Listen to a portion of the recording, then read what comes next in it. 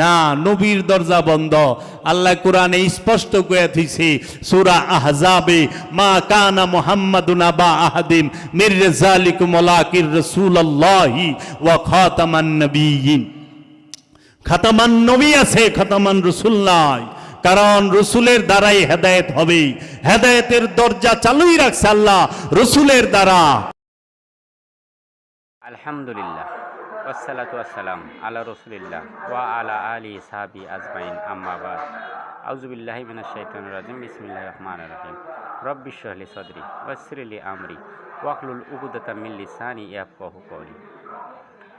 এই ভাই আমার নবী এবং রাসূল সম্পর্কে মানুষকে ভুল শিক্ষা দিতেছে, ভুল বুঝাচ্ছে। আমি তারে প্রতিবাদে এই ভিডিও তৈরি করছি, ইনশাআল্লাহ সবাই দেখবেন। ইনি উদাহরণস্বরূপ পবিত্র কোরআনে সূরা আযহাবের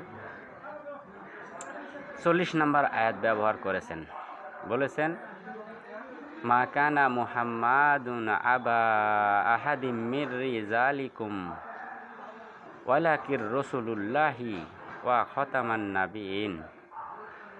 এর অর্থে তিনি বলেছেন, আল্লাহ সুবহানাহু ওয়া তাআলা এখানে স্পষ্টভাবে বলেছেন যে নবী আসা খতম হয়ে গেছে এবং রাসূল এখনও জারি আছে বা রাসূল এখনও আছে। রাসূলের মাধ্যমে আল্লাহ সুবহানাহু ওয়া তাআলা মানুষকে হেদায়েত করেন মানুষের কাছে।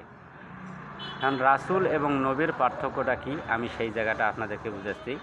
সেটা হচ্ছে, নবী হচ্ছেন সেই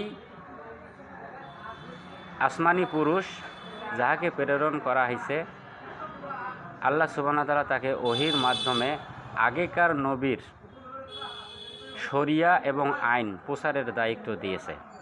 তিনি নতুন কোনো আইন বা শরিয়া পান না, এনাকে বলা হয় নবী। আর রাসূল হচ্ছেন তিনি আসমানি পুরুষ, তার কাছে আসমানি কিতাব আইন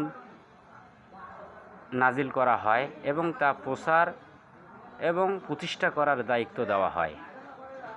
তার উপর আসমানি শরিয়া নাজিল করা হয় এবং প্রচার এবং প্রতিষ্ঠা করার দায়িত্ব দেওয়া হয়।